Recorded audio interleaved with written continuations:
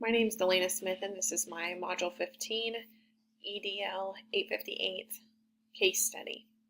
So beginning with the problem identification and analysis, we are talking about Truman Elementary School, which is a K-4 school building with approximately 700 students. At each grade level, they have 3 classes, and throughout the school, there's roughly 15% that would be considered economically disadvantaged, and only 5% of those students who are English language learners and identified primarily with Spanish as their first language. We also know that over the course of the years, there has become a great gap in their reading achievement, and students are struggling, and this is now being recognized by not only the administration but also the parents. They're continuing to see the reading scores decrease even greater than what they're seeing within their math scores. There are grant monies available, however, need is one of the criteria that's listed on this grant money. I would like to know what the reading resources are aligned with. Are these research-based? Are these closely aligned to the state standards, to the district curriculum? How do the resources fit into the bigger picture? And then I'm also curious about the teacher training. Are these reading experts? Are these highly qualified teachers who are teaching at an appropriate grade level? Are these teachers who there's possibly some reading experts that we could utilize better if we did some rearranging of the classroom assignments? As well as what are the instructional methods and differentiation that occurs within the classroom? From the information I'm gathering, there's a lot of whole group instruction and very little instruction that is targeted at specific skills for certain groups of students. I'm also curious about what does the current research say about reading instruction. As a secondary person, especially secondary math, I think as an administrator, there are going to be a lot of situations where I have to go in and I actually have to conduct the research myself because I'm not familiar with that particular area. So I need to become an expert in what the current research about reading at the elementary level looks like. And then what do we need to do to begin to implement effective reading instruction in the classroom throughout the building? So K through 4, we want to make sure that we're building those foundational structures for our younger students, as well as closing the gaps for those older students to ensure that they are not continuing in this same cycle as they move on into the middle school. So overall, the problem, there is a continuing gap in student achievement, specifically related to reading. The administration and the parents are concerned, and now that we've had this reading specialist come in and they've identified specific areas of weakness and concern, the district has to decide how are we going to address these in the classroom. Additionally, we need to find the means to fund these changes as well as educate the parents about what we're doing in the classroom to better our students, give them the best learning experiences as well as increase their overall achievement on standardized tests. So looking at my proposed plan of action, there's a couple of different things that I want to do simultaneously to make sure that we're not only just addressing the student learning, but we're also looking at, for instance, the parent communication that's occurring. So my first step would be to gather that current research. I can't approach my teachers, I can't approach my parents, and I can't address the needs of my students if I'm not informed about what the most effective research is for reading at the elementary level. I want to make sure that I'm sharing this with my staff. Probably also going to be engaging my staff in this research process. Looking to see what resources they're using, what research they have to support their sources, and I want to make sure that I'm gaining their support and buy-in. Not so much for necessarily a specific tool or program, but rather for showing the teachers that we need to make a change. Finding out where they're at on that spectrum. Do they see that there are any issues with their current approach to teaching reading? And whether it is the chunk of time that is broken up because of other obligations and commitments. Is this a scheduling issue that needs to be addressed? Is this that they're not provided the professional development that they need to be effective in the classroom? But really learning where they're at and making sure that I have their support to be able to make changes then in the classroom. My second step would be to determine those resources and strategies that we need to begin to implement. Identify the things that research says are effective, compare those with the gaps that we are currently seeing in the classroom, and then start to make some proposals to our staff. Look at what are some programs, what are some ideas that we could pilot with a small group of students, and then begin to get people on board. We know that it's going to take funds for these resources and these strategies to be implemented. Some things such as possibly changing the class schedule or maybe reassigning teachers, although they don't have an initial financial impact. There could possibly down the road be an impact. And so then we've got to identify where those funds are going to come from. Although the free money offered by this grant looks great, I do have some concerns just because need was one of the criteria. Looking at the numbers, if we're only at 15% free and reduced lunches, I don't feel like that's a great enough percentile to be counting on that money to come in and really play a large role in funding what we're wanting to change. However, it is only one of the criteria.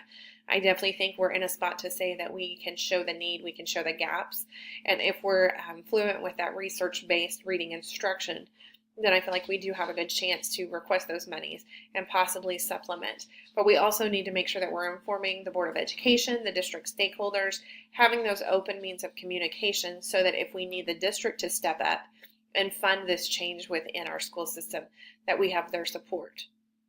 So we're going to identify resources, strategies, and those supports that we're going to need to begin to implement, and then we're going to start having those conversations. We're going to initiate that implementation. We're going to start to pilot those programs. We're going to look for changes and trends. We're going to track that as a building, and then we're also going to begin communicating out with our stakeholders. We're going to encourage parents.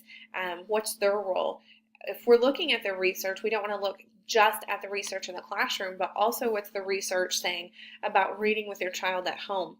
What are some strategies that the parents could be implementing that would then support that student beyond those classroom walls? We're going to make sure that we're tracking student progress, and we don't want to merely begin to pilot or implement without some tracking that shows that we are making progress towards our ultimate goals. And we're going to continue with professional development. I can't expect my teachers to go into the classroom and be successful at teaching quality research-based reading strategies if I've not equipped them with those strategies. And then the things such as the classroom observations are going to have to continue. We want to make sure that there's that differentiation in the classroom. We want to make sure that our teachers are doing the best things for all students to continue to learn. So then we want to make sure that we're promoting the academic success and the personal well-being of all students. So looking at our overall resolution, we're going to be implementing research-based instructional strategies and resources to increase student learning as well as their achievement. We want to make sure that these monies that are going to be necessary to do this implementation are there, whether it's from the support of the district and the district stakeholders, or if it is free money that can be obtained. We're going to seek those out, and we're going to make sure that we are taking the steps necessary to obtain those monies. And we're going to look for internal changes, such as an uninterrupted reading period. We're going to look at the amount of time spent on reading. What is the optimal time for a student to be spending in that reading classroom? We're going to look at ways to differentiate classroom instruction, whether it be a small group or it's just alternate assignments. We want to make sure that our teachers are equipped and knowledgeable about those different means. And then we're going to make sure that we're providing opportunities for remediation and for enrichment for all students. The MTSS model is what just comes to mind immediately with that. If we have students that have a significant gap, especially when we're looking at that as a whole, nothing was said about any type of intervention that was in place. So we're going to assume that this is going to be a new implementation that's going to come through this process. Some of my thoughts with this, first of all, this isn't an impoverished district. This isn't one that has a very high ESOL population. That's a fairly low percentile. So I'm curious as to what is the primary focus. In my experiences, in the elementary level, reading has been the primary focus. So for this to be an area of such great need, I'm curious as to where that attention and that time has been spent. What has the professional development been that it's not been addressing in these needs in the classroom? I'm also thinking about what is the difference in that focus throughout the different buildings. We have multiple elementary schools, and this specific school is one that is struggling. What's the difference between those buildings? And then I'm also curious about when this trend began to shift. Is this how it's always been for reading, or is this a recent development? It states in here that as the administrator, they're fairly new and they're from a different school. So what was happening in that school to make their students successful that now this current in Truman Elementary, they're not seeing the same results? And then finally, I want to look at and think about what are those professional development opportunities that I am providing teachers? Are they being taken advantage of? Are they ones where teachers are expected to attend, or this is just a recommendation or an optional thing for them to attend? Then talking about the feelings, immediately there's that feeling of complacency. Are we going to allow our students to continue to just merely get by? Have our teachers become complacent? Are our students motivated to be high achieving students, or are they embracing that complacency? I also feel like there may be more to this story. I feel like there's some other pieces that maybe we've not addressed, and yet it's kind of those underlying things that you're not exactly sure what it is you're looking for until you get in and just start to make those changes. I am curious to see, is this teacher or student driven? Are we making choices that are in the best interest of our students, or there tends to be this feeling that maybe, like for instance, the placements for the teachers are based more on maybe their time spent in the district, maybe it's friendships, relationships. I'm coming from a small school, and so I know that there's a lot of times that placements are based more on connections than they truly are on what would be the best placement for all the students in the building. So I just feel like there might be more in that area that could be addressed. And then my next feeling is, do our teachers, do our students, does our administration feel like they have the support needed to make these changes?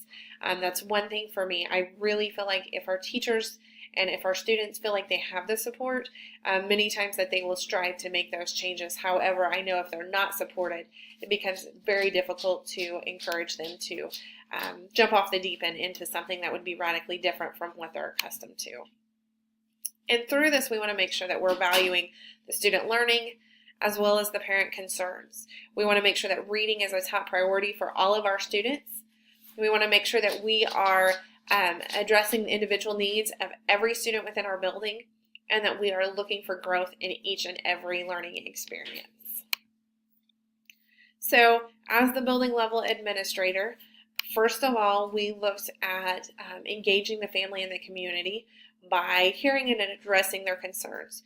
Whether this is through a conversation directly with the PTO, going in, meeting with these parents, making sure that they know that we are on the same team and that we are together working to make sure that our students are the most successful that they can be in the classroom. Or maybe this is something that we're addressing in a greater setting.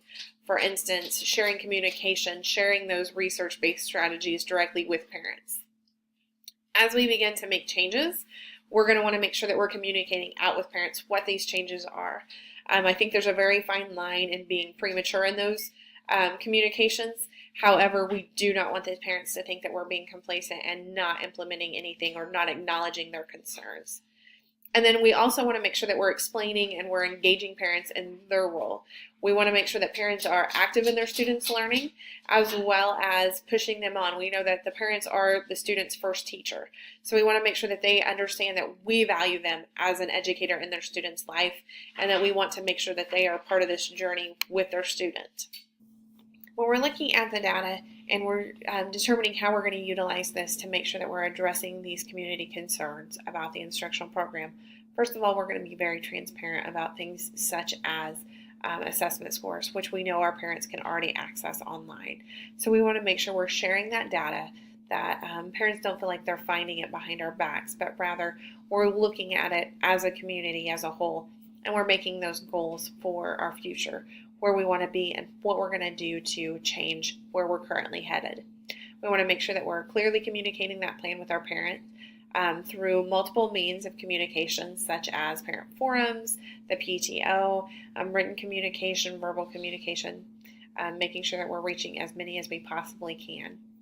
We want to share those opportunities for interaction, opportunities for our parents to come on campus and be part of the changes that we're implementing, as well as ways that they can interact with their students at home and increase their student achievement in those ways.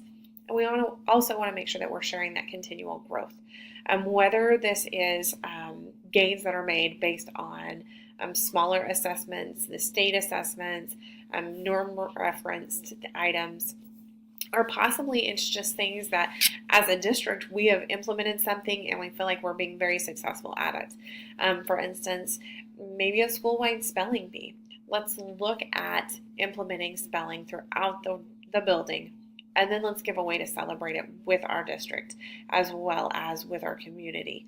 So I think there's different opportunities to bring our parents on board and get them involved in a manner that might be different than what they're used to seeing. And then being knowledgeable about the policies and laws and regulations. We want to make sure that we're teaching the students in the least restrictive environment.